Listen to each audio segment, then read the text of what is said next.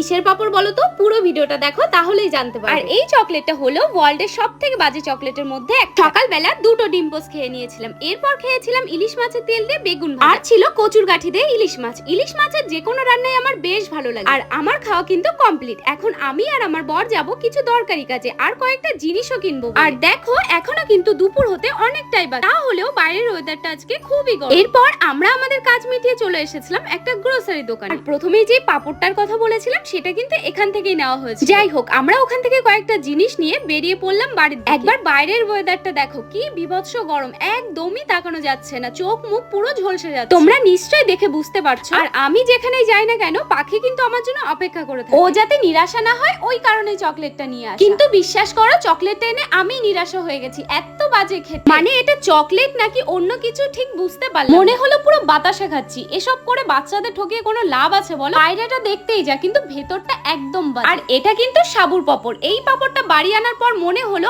আরো যদি 2-4 প্যাকেট নিয়ে আসতাম তাহলে অনেক ভালো হতো। পাপড়গুলো একবার দেখো ভাজার পর কত বড় হয়েছে। আমি প্রথমবার খেলাম, এত ভালো ছিল, হেব্বি খেতে। একদিন ভাবছি বাড়িতেই ট্রাই করে দেখবো।